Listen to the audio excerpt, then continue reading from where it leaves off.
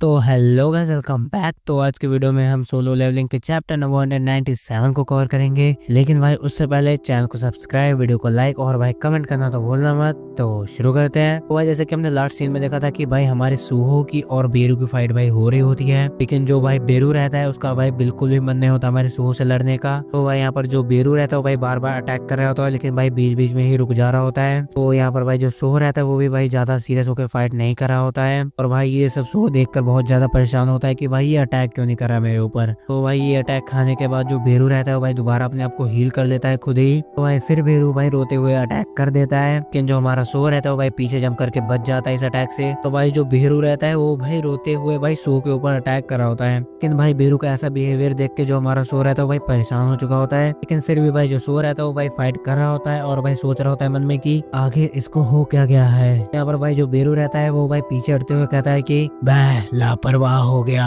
तो भाई इतना कहने के बाद जो हमारा पोकी बेरू रहता है वो भाई गिर जाता है। तो भाई ये सब देख के जो हमारा सो रहता है वो भाई कहता है कि हाँ, अब जाके राहत मिली। लेकिन ये क्या है? क्या ये मेरी किस्मत थी? ये पंखों वाली चींटी बहुत ज्यादा डरावनी थी, लेकिन बहुत अजीब भी थी।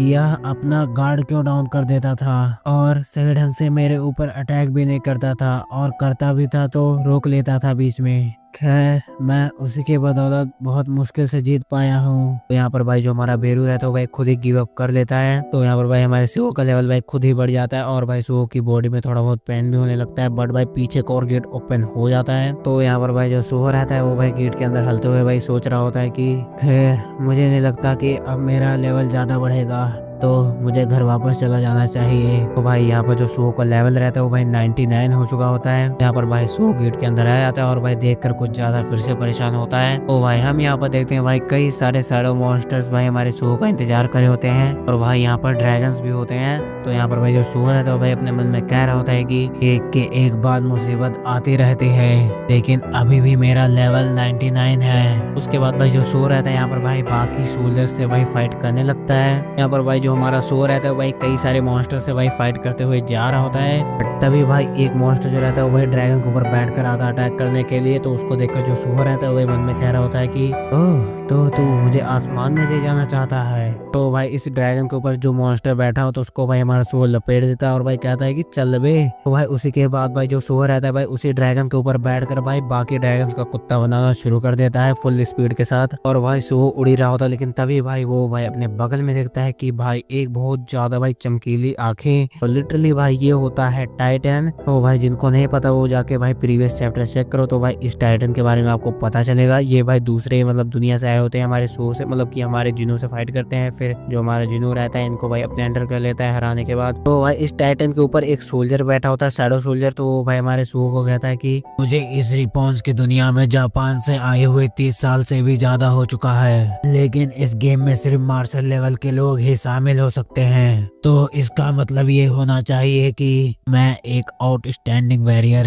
के रूप में मैं अपने स्वामी के कृपा के पात्र हो चुका हूँ। यंग मोनार्क, अगर आप ये हो तो क्या आप मेरी पूरी शक्ति का सामना कर पाओगे?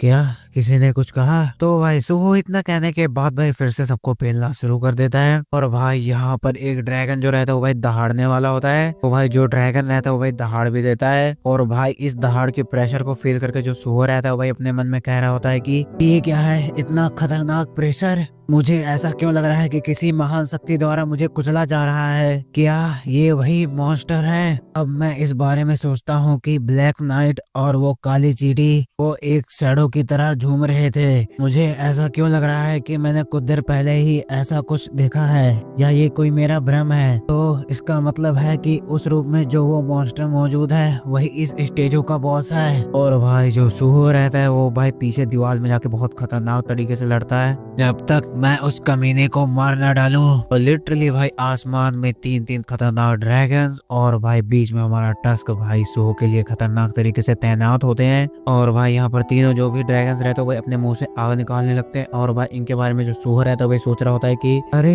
ये क्या था? क्या मैं इसके बारे में गलत सोच रहा था? क्या ऐसे 3 और छाया रूप वाले मॉन्स्टर्स? उसके बाद तो भाई ये तीनों खतरनाक ड्रैगन्स भाई क्या ही तबाही मचाते हैं। और भाई ये सब फायर अटैक्स कर ही रहे होते हैं, तभी भाई हमारा जो सुअर है तो भाई अपनी फुल स्पीड के साथ आता है और भाई एक को बजा देता है, फिर भाई दूसरे को भी बजाता है। और भाई इन तीनों को बजाने के बाद भाई क्या ही खतरनाक मतलब और फार्मिंग हो जाती है हमारे सुओ की। और भाई सुओ यहाँ पर भी नहीं रुकता, फिर से भाई अपना पंच चार्ज करता और भाई फिर से अटैक कर देता है, फिर भाई अगेन जंप करता और भाई फिर से एक किक थ्रो करता है। उसके बाद भाई जो सुअर रहता है वो भाई ड्रैगन के ऊपर बैठ जाता और भाई एक मॉन्स्टर को देखकर कहता है कि वो मुझे सबसे ज्यादा परेशान करने वाला लगता है, मुझे उसी से शुरुआत करनी चाहिए। और तभी भाई सुअर हमारा कुछ देख लेता है और भाई हमारे टस्क ने क्या ही जादू टोना से भाई एक आग का गोला बना दिया होता है। और भाई टस्क जिस ड्रैगन के ऊपर बैठा होता है वही भाई ड्रैगन जो रहता है वो भाई अपने मुंह से फायर बॉल निकालता है और भाई उसके बाद में क्या ही तबाही मचाता है, मैं क्या ही बताऊं। वो भाई एक पहाड़ पूरा मतलब खा ही जाता है और भाई इस तबाही को फील करके जो सुअर रहता है भाई उसकी फट चुकी होती है पूरी। और भाई यहाँ पर जो टस्क रहता है भाई कहता है कि जैसा कि मैंने सोचा था, लाठी होने की वजह से धमाका और ही ज्यादा शानदार हुआ। तो भाई लोग यहीं पर ये चैप्टर होता है खत्म। तो बाय बाय। लेकिन उससे पहले भाई चैनल को सब्सक्राइब, वीडियो को लाइक और भाई कमेंट करना तो भूलना मत। तो